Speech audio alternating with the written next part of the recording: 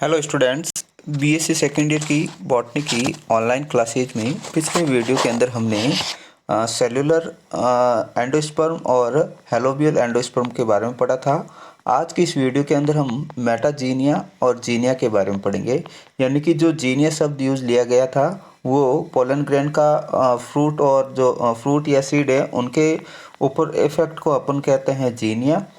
तो जो जीनिया शब्द है उसका यूज है सबसे पहले है जो फोके के द्वारा किया गया और किसके लिए किया गया, बीज या फ्लो में परागकणों के सीधे प्रभाव को दिखाने के लिए किया गया। यानी कि जो सीड या फ्रूट होते हैं उनके ऊपर पोलन ग्रेन के डायरेक्ट इफेक्ट को उन्होंने क्या नाम दिया, जीनिया नाम दिया था। जियामेज की जो अनेक प्रजातियां होती हैं उसके अंदर जो एंडोस्पर्म होता है वो येलो कलर का होता है, जबकि कुछ प्रजातियों के अंदर है जो वाइट कलर का होता है। तो जेनेटिकली जो येलो कलर का जो एंडोस्पर्म होता है वो डोमिनेंट कैरेक्टर होता है, जबकि वाइट कलर का जो एंडोस्पर्म होता है वो रिसेसिव कैरेक्टर है।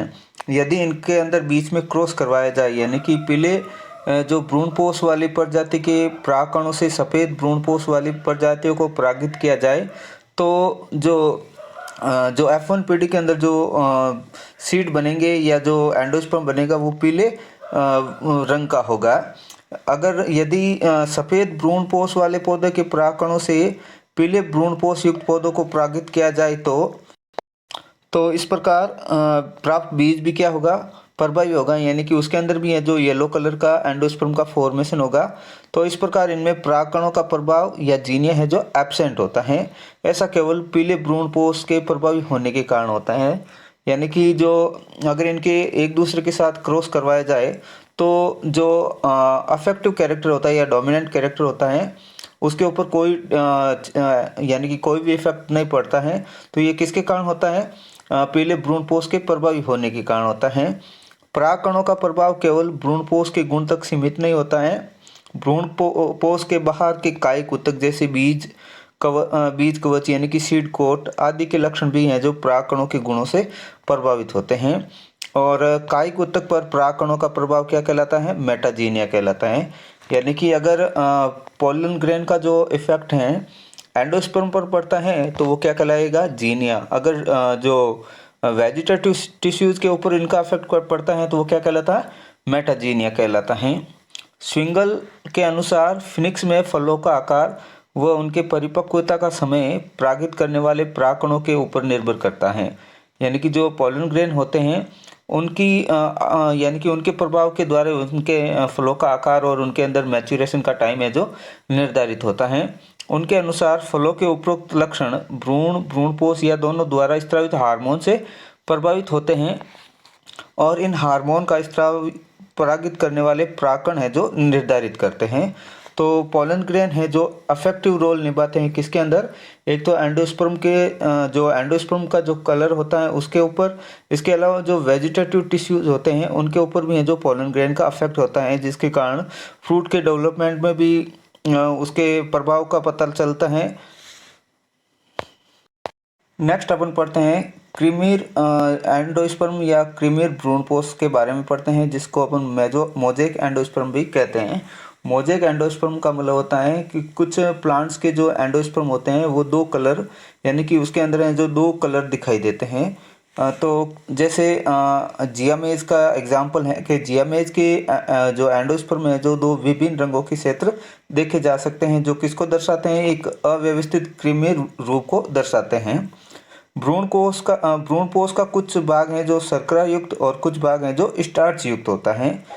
एक साइंटिस्ट है जिनका नाम है वेबर के अनुसार क्या होता है कि जो एम्ब्रियो सेक होता है उसके अंदर सेकंड मेल गैमेट एंटर तो करता है लेकिन वो पोलर न्यूक्लियस के साथ फर्टिलाइज्ड नहीं होता है।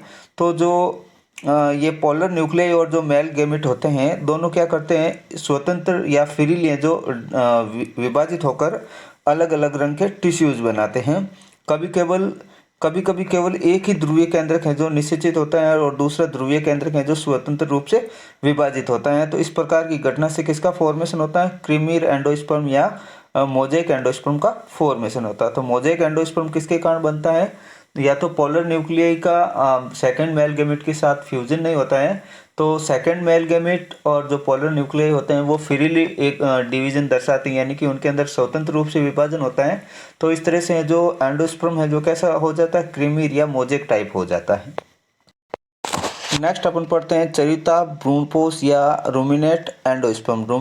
रूमिनेंट एंडोस्पर्म का मतलब होता है जो एंडोस्पर्म होता है उसकी सरफेस पर या तो ज़्यादा इरेगुलरिटीज डेवलप हो जाती हैं या थोड़ी इरेगुलरिटीज डेवलप होती हैं। तो जो इस प्रकार जो एंडोस्पर्म बनता है उसको क्या बोलते हैं अपन, चर्विताभ एंडोस्पर्म या रूमिनेंट एंडोस्पर्म कहते हैं। यानी कि भ्रूणपोष की सतह पर थोड़ी या अधिक अनियमितता या असमानता हो तो ऐसे भ्रूणपोष को अपन क्या बोलते हैं, चर्विताभ भ्रूणपोष या रूमिनेंट एंडोस्पर्म कहते हैं। चर्विताभ लक्षण स्वयं भ्रूणपोष या बीजावरण की सक्रियता के कारण प्रकट होते हैं। तो इस प्रकार के कैरेक्टर किसके कारण डेवलप होते हैं, या तो जो सीड कोट होता है या एंडोस्पर्म होता है उनकी एक्टिविटी के कारण।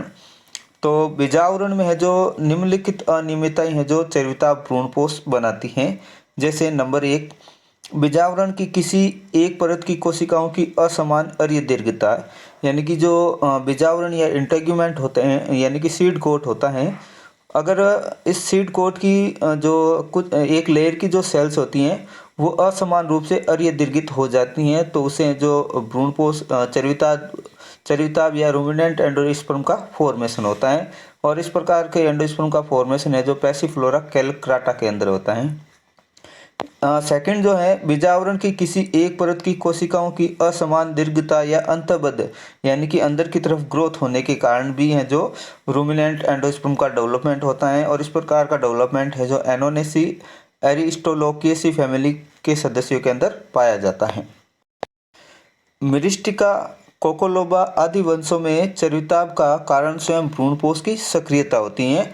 इन पौधों में बीज के आकार के साथ साथ भ्रूणपोष की भी वृद्धि होती है।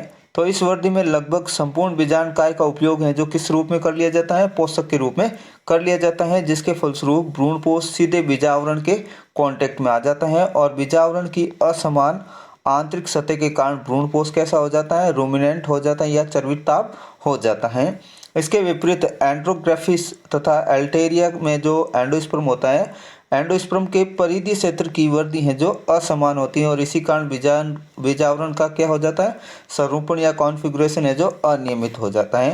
यानी कि सीधा सा मतलब होता है चर्विताभ एंडोस्पर्म का क्या मतलब हो गया, जो बीजावरण होता है उसकी जो लेयर होती है या परत होती है उस परत की सेल्स है जो सेल्स हैं जो वो अनियमित रूप से सक्रिय हो जाती हैं और किसका फॉर्मेशन करती हैं, चर्विताभ या रूमिनेंट एंडोस्पर्म का फॉर्मेशन करती हैं। आपकी स्क्रीन के सामने रूमिनेंट एंडोस्पर्म का डायग्राम दे रखा है। तो इसके अंदर एम्ब्रियो है जो अंदर की तरफ होता है और ये पूरा पार्ट है जो एंडोस्पर्म कहलाता है। जो एंडोस्पर्म की जो लेयर होती है इसके अंदर है जो अंदर की तरफ ग्रोथ होती है, तो किसका डेवलपमेंट होता है, रूमिनेंट एंडोस्पर्म का डेवलपमेंट होता है। अब नेक्स्ट अपन पढ़ते हैं भ्रूणपोष के कार्य या फंक्शंस ऑफ एंडोस्पर्म। तो जनरली भ्रूणपोष का मुख्य कार्य क्या होता है, तो जो डेवलपिंग एम्ब्रियो होता है उसको न्यूट्रिशन प्रोवाइड करना या फूड प्रोवाइड करना। जो एंडोस्पर्मिक सीड होते हैं उनके भ्रूणपोष में वसा, कार्बोहाइड्रेट, प्रोटीन है जो प्रचुर मात्रा में स्टोरेज रहते हैं और ये क्या करते हैं, जब सीड का जर्मिनेशन होता है उस समय जो नवोद्भिद होता है या सीडलिंग होता है उसको इन्वायरमेंट में भली भांति स्थापित होने के लिए क्या करते हैं, ये न्यूट्रिशन प्रोवाइड करते हैं। तो एंडोस्पर्मिक सीड के बारे में अपन पहले भी पढ़ चुके हैं। एंडोस्पर्मिक सीड किसे कहते हैं, ऐसे सीड जिसके अंदर एम्ब्रियो के डेवलपमेंट के दौरान एम्ब्रियो के द्वारा एंडोस्पर्म का यूज करने के बाद भी एंडोस्पर्म की कुछ न कुछ मात्रा बची रहती हैं। तो ऐसे बीजों को अपन क्या बोल सकते हैं, भ्रूणपोषी बीज या एंडोस्पर्मिक सीड। अब जो भ्रूण के विकास में भ्रूणपोष का विशेष महत्व है, क्या महत्व है कि निषेचन के समय भ्रूणकोश में पोषक पदार्थ बहुत कम मात्रा में उपलब्ध होते हैं, परंतु भ्रूणपोष के निर्माण के साथ भ्रूण को विकास के लिए समुचित पोषण प्राप्त होने लगता है। जब फर्टिलाइजेशन होता है, एम्ब्रियो का डेवलपमेंट होता है, तो उस समय जो एम्ब्रियो सेक के अंदर जो न्यूट्रिशन होते हैं वो बहुत ही कम मात्रा में प्रेजेंट रहते हैं। जब एंडोस्पर्म का डेवलपमेंट हो जाता है तो एम्ब्रियो के डेवलपमेंट के लिए जो बहुत ही ज़्यादा मात्रा में जो न्यूट्रिशन अवेलेबल हो जाता है। आउटबीजियों में प्राय युग्मनज में विभाजन भ्रूण पोष में वृद्धि होने के बाद ही प्रारंभ होता है। यानी कि जब जाइगोट बनता है, जाइगोट के बाद में जब एंडोस्पर्म का डेवलपमेंट हो जाता है तभी इसके अंदर डिवीजन होगा। यदि युग्मनज तथा प्राथमिक भ्रूण पोष केंद्रक में विभाजन एक ही साथ प्रारंभ हो तो ऐसी दशा में जो भ्रूण का विकास है जो भ्रूण पोष की अपेक्षा धीमी गति से होता है। जनरली क्या होता है कि जो जाइगोट के अंदर डिवीजन कब होता है, जब एंडोस्पर्म का डेवलपमेंट हो जाता है। लेकिन कभी कभार क्या होता है, यदि जाइगोट और एंडोस्पर्म के अंदर जो डिवीजन है वो एक साथ प्रारंभ हो जाता है तो जो एम्ब्रियो का डेवलपमेंट होता है वो एंडोस्पर्म की कंपैरिजन है जो धीमी गति से होता है। और अनेक ऐसे पौधे जिनमें भ्रूण पोष हैं जो रुद्धवृद्धि होता है। रुद्धवृद्धि का मतलब होता है भ्रूण पोष की वृद्धि है जो रुक जाती हैं और जिसके कारण है जो भ्रूण का डेवलपमेंट भी रुक जाता है। ये तथ्य है जो भ्रूण के विकास में भ्रूण पोष के महत्व को सिद्ध करता है। यानी कि भ्रूण पोष का डेवलपमेंट होने के बाद ही एम्ब्रियो का डेवलपमेंट होता है। क्यों होता है कि जो एंडोस्पर्म होता है वो एम्ब्रियो को न्यूट्रिशन प्रोवाइड करवाने का वर्क करता है। विकास की प्रारंभिक अवस्था में किसी भ्रूण कोष के भ्रूण में भ्रूण पोष के प्रति कोई विशिष्टता नहीं पाई जाती है। जब यानी कि जनरली जो एंडोस्पर्म है वो एम्ब्रियो से स्पेसिफाइड यानी कि विशिष्टता नहीं दर्शाते हैं। अतः एक पौधे के अपक्व भ्रूण पोष का रस केवल उसी पौधे के भ्रूण के लिए पोषक होता है बल्कि अन्य जातियों के पौधे के भ्रूण को भी पोषण प्रदान करता है। यानी कि कहने का मतलब होता है जब इवोल्यूशन हुआ था या डेवलपमेंट यानी कि विकास की प्रारंभिक अवस्था के अंदर जो एंडोस्पर्म थे तो एंडोस्पर्म है जो किसी भी भ्रूण के लिए विशिष्टता नहीं दर्शाते थे। यानी कि कहने का मतलब होता है कोई भी प्लांट का एंडोस्पर्म है जो किसी स्पेशल एम्ब्रियो को ही न्यूट्रिशन प्रोवाइड नहीं करता है। जो अपक्व यानी कि जो अनमैच्योर जो एंडोस्पर्म होते हैं वो जो यानी कि जो जिस प्लांट्स के अंदर वो डेवलप होते हैं उसी प्लांट के एम्ब्रियो को न्यूट्रिशन उपलब्ध न करा यानी कि उनको भी ये न्यूट्रिशन अवेलेबल करवाता है। इसके साथ में ये क्या करते हैं दूसरी जाति के पौधों के भ्रूणों को भी ये न्यूट्रिशन अवेलेबल कराने में इनकी क्षमता होती है। जैसे आर्टिफिशियल एम्ब्रियो कल्चर प्रयोगों में यानी कि जो कृत्रिम भ्रूण संवर्धन होता है उनके प्रयोगों के अंदर नारियल के दूध यानी कि कोकोनट मिल्क जो एक लिक्विड एंडोस्पर्म होता है का प्रयोग अनेक जाति के भ्रूण संवर्धन में सफलतापूर्वक किया गया है। तो जो कोकोनट मिल्क होता है जो एक लिक्विड एंडोस्पर्म होता है इसका यूज है जो टिश्यू कल्चर के रूप में किया जाता है एम्ब्रियो डेवलपमेंट के लिए। इसी प्रकार के गुण मक्का व अखरोट के अपक्व भ्रूणपोष के रस के अंदर भी पाए जाते हैं परंतु परिपक्व भ्रूणपोष में इस प्रकार के गुण नहीं पाए जाते हैं। अतः अपन कह सकते हैं कि अपक्व भ्रूणपोष में ये गुण किसके कारण होता है, वृद्धि हार्मोन की उपस्थिति के कारण ही होता है। आज की वीडियो में इतना ही। नेक्स्ट वीडियो के अंदर हम पढ़ेंगे एम्ब्रियो के डेवलपमेंट के बारे में।